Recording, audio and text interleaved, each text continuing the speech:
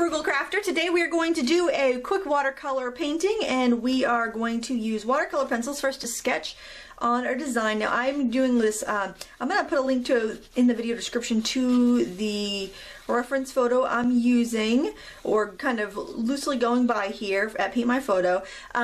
Basically what we're doing is kind of looking down on an arrangement of calla lilies, so I'm just putting like kind of this rim of the open vase, and I'm offsetting it a little bit more than what's in the photo just because I think it's a little bit more useful. Then I'm going to use this yellow pencil, and use whatever you have. I think this would be really great with the Inktense, but I had these Prima ones right here in my office, so I decided I would go right with these. And as you may know, I work upstairs in the winter instead of downstairs, so I you know, if I don't have to run downstairs to get a supply, I'm going to use what's at hand. I'm just going to put the kind of trumpet part of the calla lilies under those ovals that I put there, and we don't really see that on this one. Now I'm going to go in with this brighter pink watercolor pencil, kind of like a magenta color, because you'll be able to see it a little bit easier, and it is a color in these lilies. They're really pretty. I haven't seen calla lilies this peachy color before. I was instantly reminded of Georgia O'Keeffe when I saw this, and I thought it'd be just a great warm-up Monday morning painting, but you'll probably be seeing it in the evening, because that's when I typically post. And then we get these such a beautiful shape to these flowers. I just love it. I love calla lilies because the shape is very simple, but you can kind of approach it without fear and then get really kind of detailed with it if you want to. I just think it's a lovely thing to paint. And of course, if you don't feel comfortable drawing it, you could always trace the photo that I'm going to link to. I would urge you to try painting it, try sketching it, because it's really not that difficult. Look, they're just shapes. We started with our basic shapes and then we're refining them here. Okay? So please don't feel overwhelmed by this. It should be fun, and nobody has to see it if it doesn't come out good, which I really love. I love that about art. I mean, if you're composing, if you're playing a musical instrument, once it's out there, it's out there. There's no redo, you know. But when you're making visual art, you can keep redoing it until you get it just right, which I love. Okay, and you don't have to have an audience to do it either. And then this guy right here, we're just gonna get this nice big round shape with a little bloop. And we're going to pull the shape out from this other side and bring it on in. Get that little edge of that petal. I just love that lovely trumpety shape that they have. Get the little calyx in there. We have flowers that grow here in Maine in our woods called Jack in the Pulpit, and it's a very similar, it's the same shape, it's just kind of has a different color way. I think they're endangered or something. You're not supposed to pick them. Well, this is what I was always told. And they don't bloom every year, it seems like. I'll have them some years, but not others. And they have these beautiful red berries when they're not in bloom. Okay, so I'm going to go right in on painting the flowers, and I've got my rinse water here. I've got a selection of different brushes. I think I'm going to use this, it's a cat's tongue. It is the Princeton, I don't know it's not the Neptune, it's a number 6 cat's tongue. It's more of just a plain synthetic brush, but I still like it. And I'm using my Gansey Tambi paints, and I'm going to give them a spritz. And the reason I'm using these today, you can use whatever you want, is just because I had these out on my desk because I was using them on another project. And I realized I hadn't used them very much, and I know a lot of you guys have them. And I took the insert from the palette, kind of put that on, then you put the cover on, because it's like in a cardboard box the way it's packaged, and I'm using that as a palette. So it's a great way to, because this is what the set looks like. It doesn't have a mixing area, so using that little kind of protective plastic is great for a palette. And I'm going to start by wetting this flower over here, and I'm going to go right over my watercolor pencil because I don't want to have weird lines. I want to liquefy those. And the good thing, if you're using Inktense, which you totally can, is that once you wet it and it dries, it becomes permanent. So that's really nice, a nice feature. I think the Inktense are my favorite. They just happen to be downstairs right now, but I really like them. But I also think you should use what you have. There's so many good brands out here. The pencils I'm using are Prima. They're not expensive compared to like other watercolor pencils. I'll put a link down below to Hallmark Scrapbook where I got mine. I also got the paints there too. And now they have a 36 count of the paints, and I think there's metallics in that, which is nice. I don't have that one. It wasn't out. It wasn't available when I got this. I also want to have some of this reddy pink color. Oh, that's pretty. The Gansey Tambi watercolors I was noticing yesterday are actually quite opaque. I was doing some. I was preparing for some classes I was teaching, and I was using the white on top of some other things, and it was really opaque. So it's definitely more of like a gouache, I think. Let's see. So I'm gonna get this. I'm getting this yellow in here. So right now what I have on there is the yellow plus the pink that was from the pencil. And then I'm going to go in with, I'm going to pick up a little bit of that pink, and I'm going to bring it around these edges here. And since I'm using, it's more of like a cooler red or a magenta color, it's not going really orange, it's going more peach. And it's kind of what I'm going for with these flowers. Kind of drag that in there. Not doing too much here because I'm going to want to glaze over in a little bit. This might be a fun one. I might do this with my adult class this next week. It might be kind of a fun project. I'm trying to like also get the gesture of the petals, so that's why you kind of see me moving my whole hand there. Hope there's no weird shadows. I hope it's nice and bright for you guys. Sometimes it's hard to tell with my little monitor here. And I'm going to let that dry. I'm going to go over here and wet this flower with just clear water, and it's picking up the pigment and liquefying those watercolor pencils, which is what I want, because if you liquefy it now, you're not going to get a surprise later when you go in to put a background and then you realize you're getting, you know, pigment all over the place that you're not counting on. So that's why I like to do that now. And you know, you could totally have drawn that in with pink, I'm sorry, with a yellow pencil if that's a little too bold. I wanted to make sure that you could really see what I was doing though, because I know sometimes on video it's hard to pick up like yellow if you're writing on white paper with it. The thing I notice about these paints is that they don't flow as well as like my M grams, which means I can put colors side by side and they're not going to mix together as much, which can be advantageous if you're trying to do everything kind of alla prima or all at once. You have a little bit more control, and I think that's why they became so popular with rubber stampers, is it just gave you a little bit more control over your painting. Everything wasn't kind of flowing together, and I think that's because it's more of a gouache and more of an opaque paint. Opaque paints tend to be heavier pigments, so I sit on the top of your paper rather than sinking in, so they're easier to lift. And it's just, you know, I'm not saying one's better than the other, that's just kind of how they behave.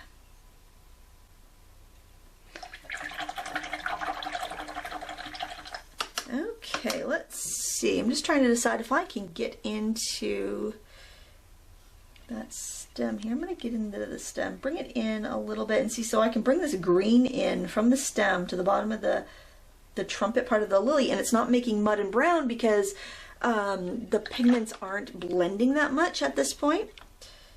Grab a little bit more of this. All the colors are in Japanese on that palette. That sounds like, I don't know what that color is. It looks kind of like a permanent green light, I would say, if I had to guess. And I'm kind of fudging in the the stems there. All right, I would like to do a little something on the vase. I'm not going to do a lot with it because when you're dealing with like ellipses and stuff, if you're not really accurate, you could end up getting, you know, really awkward looking thing. So what I'm just going to kind of do is, first of all, I'm going to go right in here and I just kind of wash away that gray. I'm going to wash that gray right out of my flower. Do you remember that? Do you remember that? Wash that gray right out of my hair. They don't do that anymore. Apparently us women aren't supposed to have gray hair anymore, but we can't even talk about it. We can't even talk about gray. Oh. My mother always says, I'm going blonde. Like, I like that. So I'm just rinsing that out. Isn't that, so it's easy to lift up those those pigments. You could blot it if that's bothersome to you. In fact, while that's wet, I'm just gonna go ahead and add that yellow in. So you can see it's not really bleeding into those other colors because the paint is heavier, I think. And you'll notice that as you become more experienced of a painter and you start collecting supplies, which is a great collection to have, I gotta tell you, it's an awful lot of fun. You'll notice that, well, I feel like painting this and I think this would be better in oils. I feel like painting this, I think this would be better with my Inktense pencils. I think this would be better with my Graphitin, you know, or whatever ones you like and you purchase. You'll start to know the limitations and the working properties of your paint, and you'll choose certain paints. Like I keep these folders. So over at Paint My Photo, that's where I got this reference photo. I have different albums that I've made, and I think you can actually look at my albums if you want to. I'm not sure how that works, if you can look at other people's albums. But anyway, I kind of divide up my pictures. I'm like, oh, that would be a good oil painting tutorial, or that would be good to do in watercolors or acrylics or pastel, and I kind of organize them so that way if I am kind of like just sitting here like, oh, I don't know what I want to paint today, I know I can go to my Paint My Photo albums and figure out, you know, stuff. Oh, that inspired me one day, I'm going to do that. So what I'm going to do here is first I'm going to figure out what blue I'm going to want to add to this, because I've got some primaries. I've got my red, yellow, and I want some blue. So I think I'll go with ultramarine. This is what that looks like, just because I know that's a very reliable blue for me. I use it a lot. And so I'm going to throw some of that right on my palette, which you probably can't see because I'm kind of off camera. Let's slide this on down. I just put some ultramarine right there. I know it's probably glaring and difficult to see, but I want to mix a nice natural gray. So I'm going to take that red that I was using, mix it with that blue, so it's going to give me like a purple.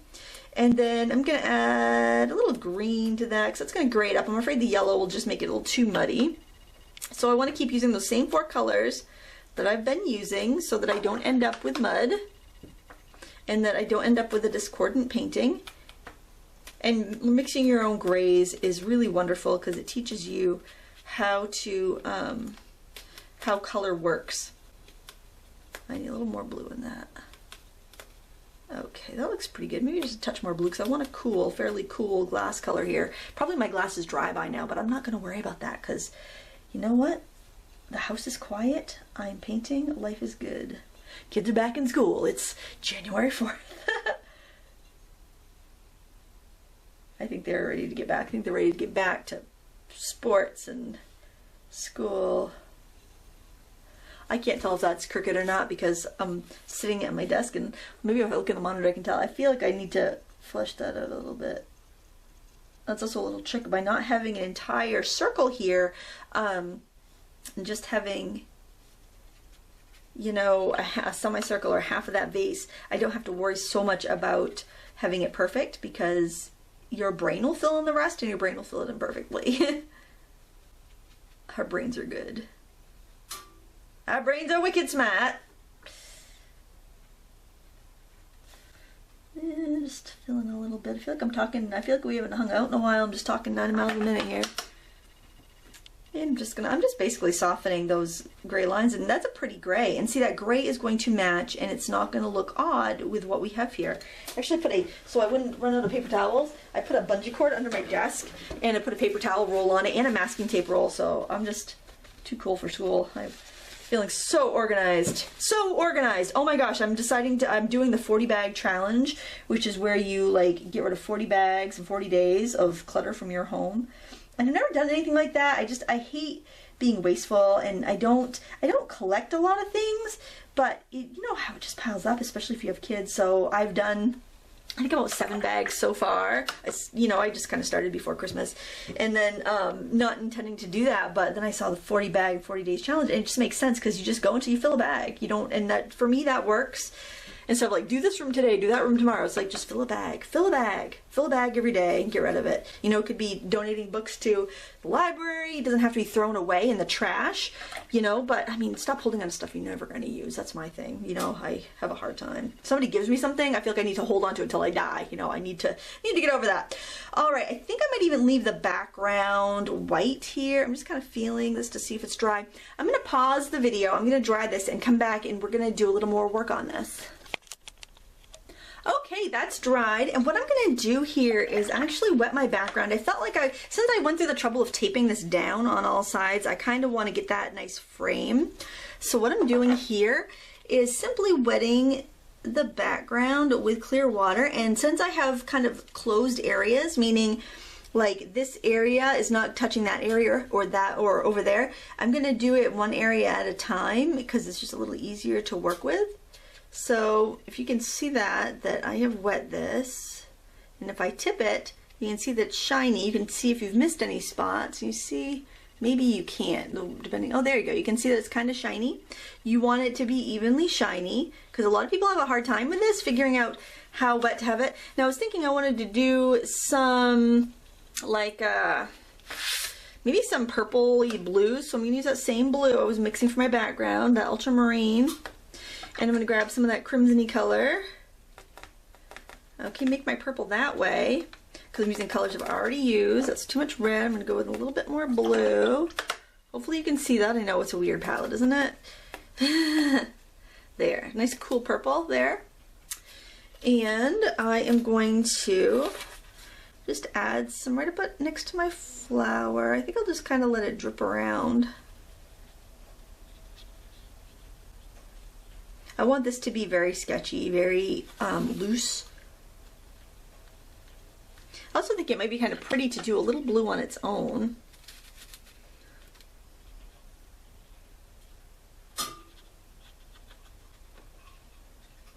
And then I'm going to bring a little bit of that into my vase because it's a clear vase. I want it to kind of grab some of the colors from its surroundings. And if you don't like this, you can go ahead and leave your background completely white. That's completely up to you. I'm gonna go do this area next. Just gonna make sure I keep it in frame. I wander out of frame a little bit, sitting at my my upstairs winter desk. And we'll just take as long as we need to finish this. Nice relaxing Monday morning painting, right? Or Monday evening, depending on when you happen to be watching this. I might wish that I kept it white though. I've got to tell you, I may regret putting the color in. But you don't know unless you try. And if you don't like it, then you don't have to do it. This is going to dry a little bit lighter, so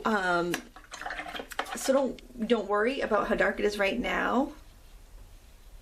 I try to make it a little bit darker than what I want it to be when it's done, just because backgrounds are kind of a pain to go back in and rework. So I try to just go a shade darker than what I want, so that when it dries, it'll be the right color. Because what happens when your paint dries is that you know, just like if you have like a black, or you have a dark colored t-shirt on, if you get that fabric wet, it's gonna look darker. Same thing with your paints. The paper looks more vibrant and darker when it's wet. A little bit of blue in there. And I like that. I like being able to put the colors that I've already used in the background because it unifies my painting.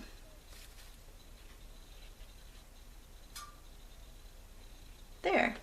Now, because that's that background's wet, I don't want to work on the edges of the painting because it will make it blend in. So I'm going to go into like the center, into like the calyx area, I guess it's called, and I'm going to go in with that yellow that I was using, and I'm loading it right from the pan onto my brush, so it's pretty thick, so you can see that paint. And usually with watercolor, you don't really see it on the bristles unless you're using like a white bristle brush.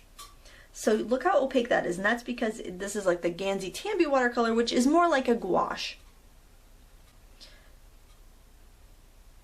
So it's opaque, but it's not really kind of pastel-y.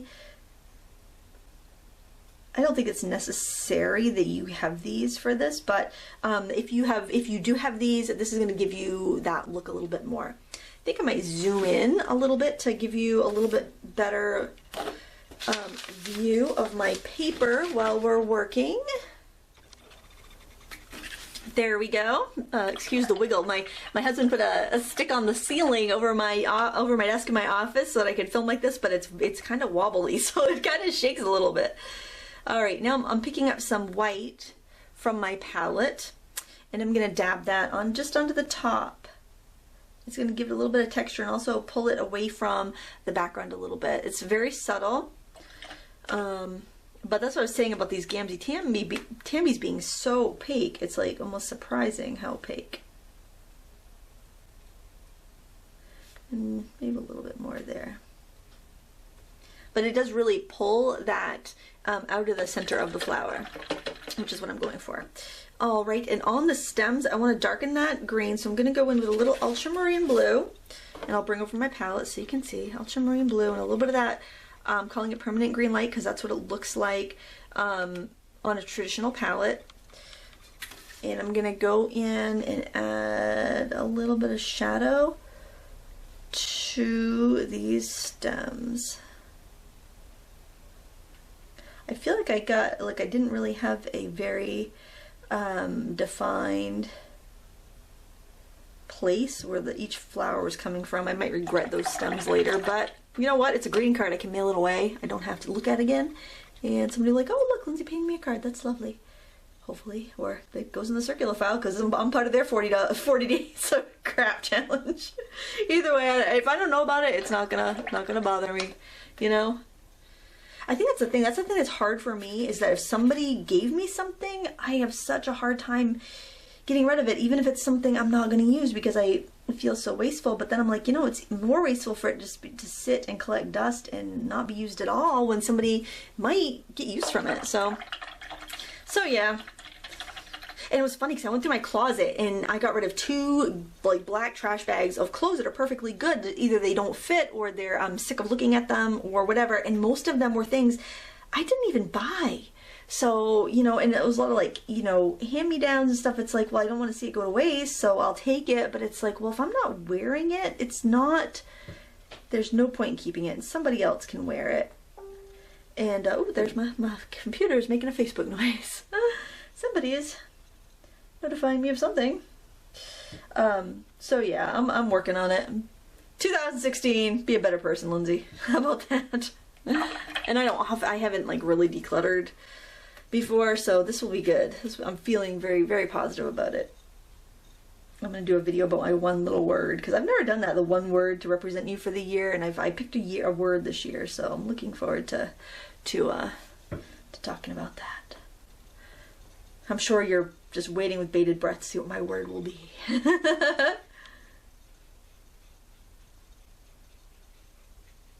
All right.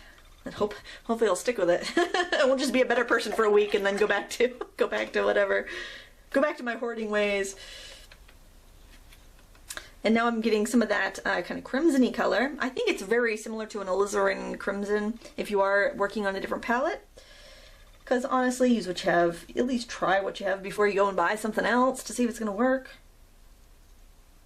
Because you buying supplies and not using them and they sit on your shelf, that does not help anyone. It doesn't really help the industry. Because they kind of count on you by loving it and buying more. And if you're not using what you have, you're not going to feel like buying more, right? You know, you feel bad. You feel bad if you don't use what you have. And I'm just kind of flicking my my strokes in, and I'm not using the credit card scraper on this because I don't want really dark veins, because they don't have dark veins. It's kind of like a striation. This brush is really neat. This was the first Princeton brush I bought. I wish item number 4050 CT size 6. I really like this brush. I've only used this brush, this whole piece. I might use a different brush to wet an area. I don't think I did. I think I used this one the whole time. I'll have to review the tape. But it's nice. Similar to a round brush where you can use the tip or the width of the brush, but I just find that it has a lot of control. It's something that you might want to consider picking one up, you know, especially if you're a beginner and you don't have a lot of brushes. I would recommend this just because it's so easy just to do a painting with one brush. Because I can get in there with some detail. I can do a little dry brushing. I can, you know, do all kinds of things with it. All right, now I want to do a shadow around the stamen, and I'm going to mix my own shadow, of course. And I think that purple that I used in the background will probably be a pretty good shadow because it's going to be going over yellow. And it's kind of a bluey purple, so I think that would work pretty well. So I'm just going to pick that up. And I'm going to, because I feel like I have too much water on my brush, I'm just going to tap it on my paper towel to take off the excess. Okay, there'll still be plenty of pigment in there, but if I go in there with a fully charged brush and it's too wet, it's going to make a mess. And I'm going to have to blot it, and I might end up lifting color that I don't want to lift, and hopefully the stamen is dry in there. I want to kind of get the depth of that flower revealed here. Add a little bit of that to the edge. I think it is still a little wet, but that's alright because I want that texture and I want it to have a little shadow on it. And then I'm just kind of spreading it out. See how that like purple looks really gray over that yellow? That's because those colors are mixing and they're opposites. Now I have cleaned my brush. It's just a little bit damp. I blotted out the extra water and I'm just smoothing the edge there. You got to clean it several times probably because if the colors mix, they're going to get muddy. And I want a little more color in there, I think. I'm just kind of dropping it in. I think the paper's wet enough that it will kind of flow out a little bit, and I don't want to overwork it and make it look awkward and muddy. And actually, I could put a little more shadow up here. Probably should do this with a softer brush so I don't disturb the paint underneath so much, but oh, I'm overworking it a little bit, but hey, now you can see what overworking looks like, right?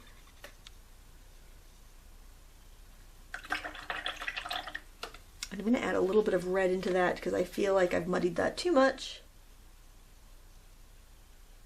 If I can add some nice red, I can overcome that, I think. Then we'll let that hang out and dry a little bit. Maybe I'll add a little bit of yellow to the edge. I just don't want to have those weird, weird hard edges. On a flower petal, those should be fairly smooth looking. Okay, so now I'm going to go over to this one here, which is a pretty severe shadow. I think what I'm going to do is actually wet the whole shadow area. Well, actually, you know what? The stamens are wet. Change that, strike that, reverse it. What we're going to do is we're going to go in with our brighter yellow. We're going to avoid the shadow area and paint this up here. Bring that yellow right out to that watercolor pencil line. Grab a little bit of crimson. This one doesn't have as much crimson on it. And add that in here. Kind of let it blend. And we can't see any of the trumpety part of this flower yet at all. And we won't be able to, so I'm just going to go in there and kind of pull the, kind of divide that little petal there so we can kind of see where it overlaps. This is way longer than I thought this video would be. I hope I'm not keeping you. I hope I'm not keeping you from some fantastic Monday night television. I don't know, Dancing with the Stars is on break, so what could you possibly be watching? The good stuff is not playing right now. All right, I'm gonna blot that a little bit because I don't like that. Blot, never rub when you're doing that. It's always a straight up and down little blot, okay? Anytime you see something a little funky or you get a puddle where you don't want it, just up and down blot. Now let's go over to this guy.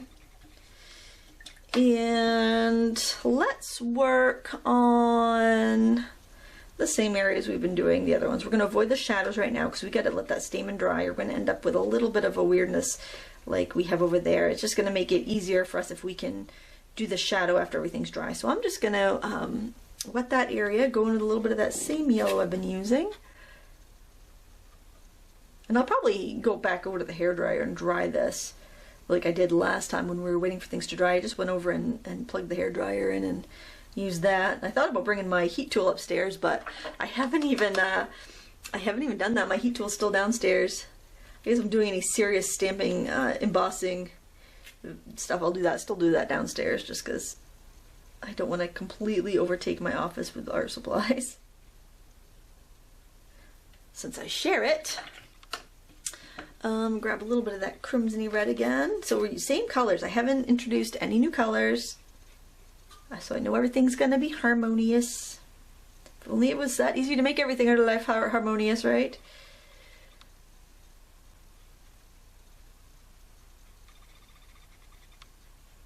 Flicking with the brush. See, this is called a cat's tongue brush, as I mentioned before, and I'm just kind of flicking it. And it just drags down the smallest amount of paint in that beautiful striation that I want. It's very subtle. And let's see, this is like a curved around petal, so I want to make sure that I keep that line. There'll be some shadow action in there. And I think it's time for me to dry this again, and then we'll come back, do our final shadows, and be set with this painting. Okay, we're back. I've dried that with a hairdryer. I've got my brush. I've mixed some shadow color here. And I've kind of got that red and blue, just the purple. Then I've got some with a little green in it over there, so it's a little bit more of a gray color. And I'm going to go in for my darkest shadow in this whole piece, and that is, since we're looking almost straight down on this flower, this is the darkest area. And I'm putting it in fairly boldly.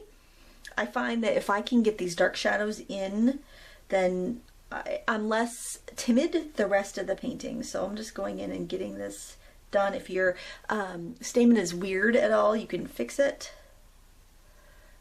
And after you get the deepest, darkest shade there, rinse your brush off. And you want to blot it so that you've got most of the excess water out. And I actually like to turn my picture, and I'm just going to kind of drag it out a little bit. I don't want to disturb much of the paint underneath. I don't want to end up with a weird hard line. I just want to kind of make it gradually come out. And with this, the shadow kind of comes out to the edge there. So I'm grabbing a little bit more paint and pulling it out. All right, there we have that. I don't like how rough it is there, so I think I am going to try to work that, just wet that area a bit and add in a little more of the shadow color. Now if I end up with a weird like kind of puddle, then I just wipe my brush off and set it in there and pick that up. And I feel like I need a little bit of red in that shadow, so I'm just going to go and grab a little bit off my palette, and that'll help keep it from being too muddy too. But you know, if I feel like I've got too much, I just wipe my brush off and I set it in there and I pick up the excess. And I do a little hard line in there I'm not happy about, so I'm just going to try to wiggle it and get it kind of erased a little bit there. And then I'm going to leave that be, because if I keep messing with it, I'm going to end up really messing it up. But I did see there's a little bit of a shadow up there I want to put in there, so I've got a little bit of that purpley paint on my brush, and I'm just going to pull down from the edge and leave it. Maybe drag it over. It's really hard to leave it, I've got to say. And grab a little bit of red in there, because that's the color that I have on the flower anyway. And then just kind of leave it be. It's difficult. It's so hard to leave something alone when you just, well, I just wanted a little bit more like this, and then before you know it, you've messed it up. It happens to everyone. All right, so now I'm going to go to this guy here and get my shadows in here. Just trying to keep the pointy thing. I think it's a calyx. I'm not a botanist. If anybody knows the right name, if it's a stamen. What's the difference, anyways, between a stamen and a calyx? Maybe one's female and one's male. I have no idea.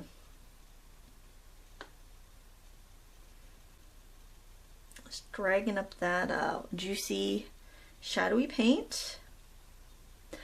I gotta smooth this out, because this should be quite smooth. Probably don't want too much shadow right on that. calyx there. It should have a little bit, not a ton. And then I'm just gonna smooth over that and maybe add a little bit of red to that, just because I'm getting too much mud there with all that yellow. So again, you've got to be careful with it because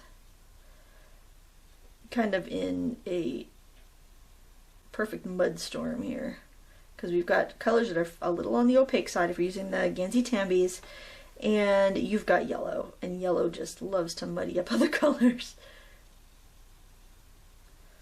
I love the color yellow though. It's one of my favorite colors. It's so cheerful. I'm gonna take a little bit of my gray that I mixed that's got a little green in it. So it's that purple plus a little bit of green. So it's a little bit, it's a little bit grayer than purple. And I'm just adding that right to the edge to kind of bring out the trumpet area of the flower. Now we're really starting to see the shape of our flowers. I hope you guys don't mind how long this is taking. I'm kind of thinking, geez, maybe I should do a speed paint, but you guys have mentioned so many times how you really prefer hearing me talk about the process. So if anybody's interested in a speed paint, I could totally, you know, mix one in together and, you know, just take this footage and speed it up and, I don't know, play some music or something. So if that's something that you would prefer or like in addition to, then I can do that. I always worry that if I do that, then people aren't going to watch the long one just because it's a short one, and then I won't get very good views on either one of them. I'm just adding some red there because I feel like it needs a little bit. It does in the photo anyway, have a little bit more red. A lot of times I end up adding the pigment and then taking a wet brush and spreading it. And that's another thing. You wouldn't notice that necessarily in a speed paint. You might think I have paint on my brush, when actually this is just water and I'm pulling that paint I just put around. So I think it's kind of helpful to have that info. Now I feel like I want to add a little yellow to that upper edge. Be careful not to get into that red I just put down there, but it feels a little too harsh, so if it does blend a little bit, I'm okay with that.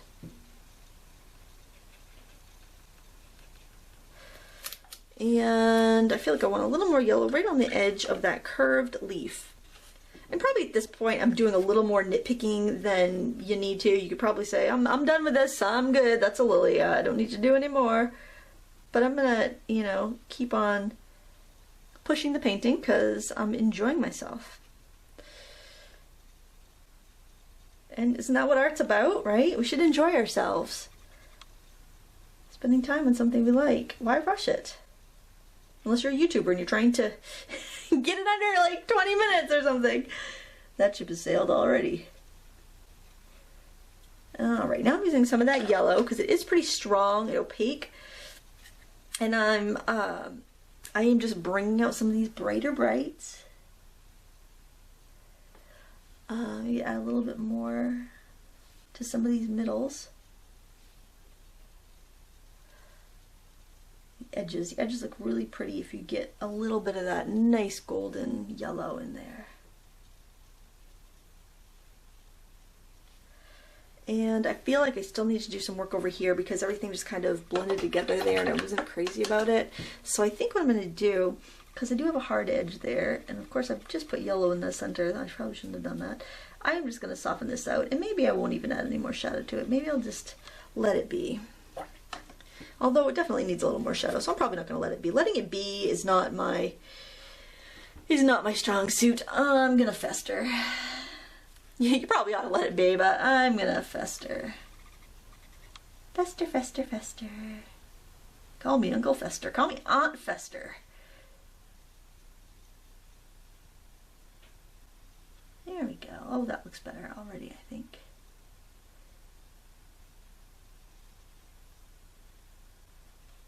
I'm getting some hard edges though, because it's lifting up some of the color underneath, so I do need to add a little bit more in there to kind of fill in what I just lifted up by accident.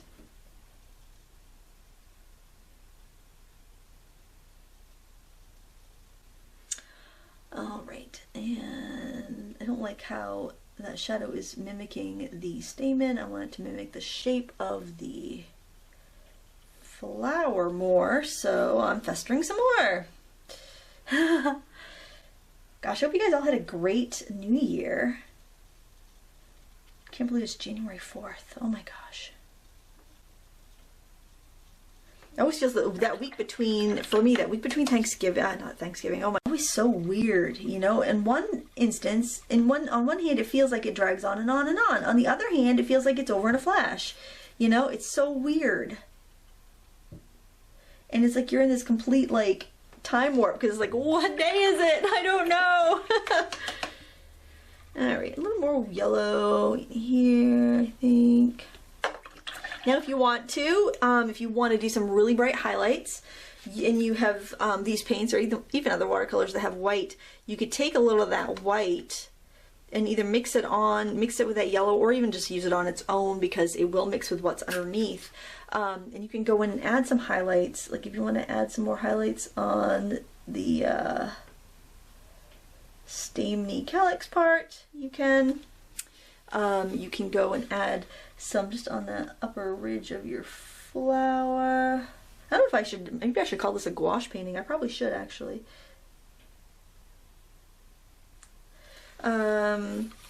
It just kind of softens it too. I noticed that like these flowers, it's hard to get that subtle look on these because they're so they're very bright for a calla lily, so they almost look a little weird being this bright. And it's hard to get that range of colors in there without making them too dark. But you can do whatever you like because it's your painting, right? It's your choice.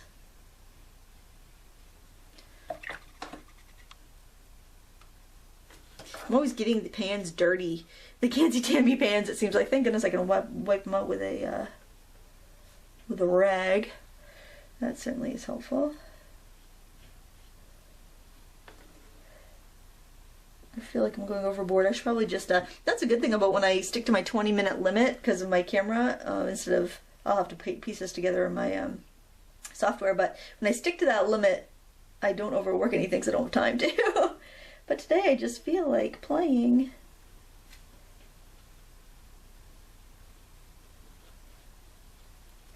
Okay, and then for the vase, I'm just deciding, since I have been using white all along, that ship has sailed. I think I might do a little bit of white highlight on my vase. Why not add a little bit there?